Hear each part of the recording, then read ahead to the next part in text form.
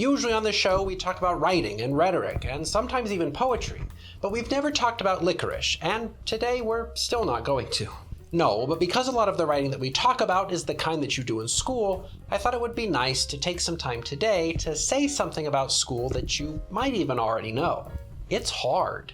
But what you may not know is that school is hard for just about everyone. And to show you what I mean, I want to tell you a story about a frog. Actually, a story about this frog.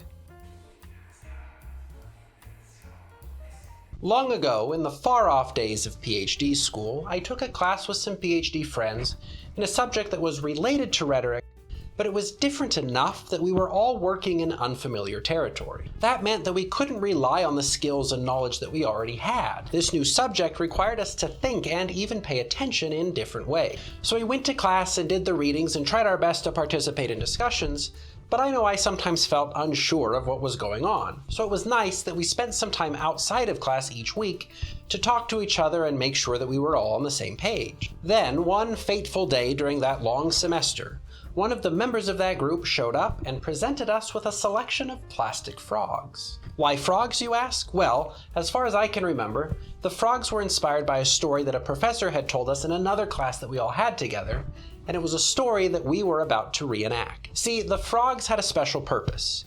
We had agreed that whenever we were in class and we started to feel confused, we would take that frog out and put it on our desk as a sign to the others that one of us was struggling. And so, with frogs in our pockets, we went to class, ready to pull those little guys out at the first sign of trouble.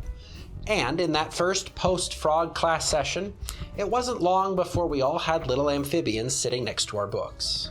During the break that day, we acknowledged each other's frogs and exchanged knowing looks. We were each confused, and now we knew that all of the others were too. Some days we even showed up to class and immediately put the frogs out on our desk. We had done the reading and we knew what we were in for, so why waste time? Frogs out first thing. We did end up doing just fine that semester, but the frogs played an important role in our experience. They were a quiet reminder that we weren't the only ones struggling. In our dire moments of frog-enriched desperation, it was reassuring to look over and see another frog on another desk. For each of us, the frogs were a reminder that school was hard, but that it wasn't hard for just any one of us. We had given each other the frog-shaped gift of knowing that we weren't alone. See, it often seems like graduate school means sitting in a room with other people who are way smarter than you and who somehow manage to say way more interesting things than you could ever think of. So when you're sitting in that room struggling to come up with something even halfway useful to say, you might feel like you're in the wrong place. The invisible truth, though, is that just about everyone feels that way. In fact, one time I remember talking to a fellow graduate student who I admired immensely. They always seemed to have such interesting and insightful things to say during class. But they told me that they were kind of struggling and they thought that I had it all together, and they wondered what my secret was. Well, my secret was that I didn't have it all together, but that I thought that they did. Turns out, school was hard for both of us. But those conversations really don't happen that often.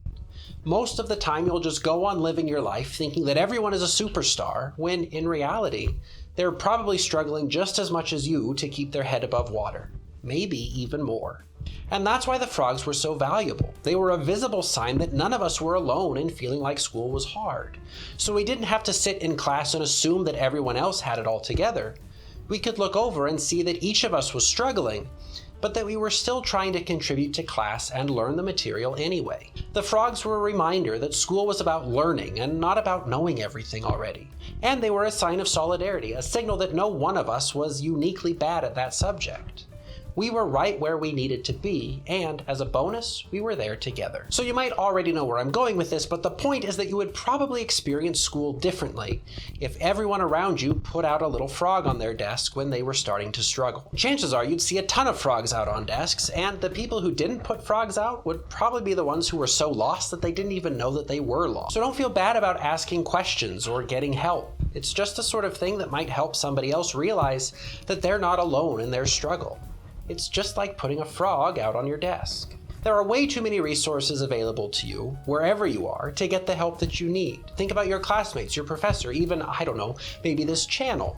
But in all seriousness, struggling is not a sign that you don't belong in school. It's a sign that that's where you should be. The struggle is how you get smarter. It's okay not to know things, and it's especially okay to ask questions or to request help. It's literally your professor's job to help you learn. And between you and me, they probably already know you're struggling, so asking for help won't disappoint them.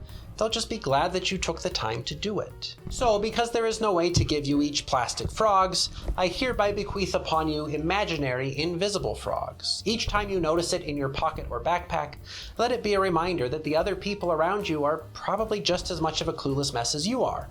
And that's okay, as long as you don't stay that way. Just remember, school is hard, but it's hard for just about everyone. So keep at it, and don't be afraid to ask for help.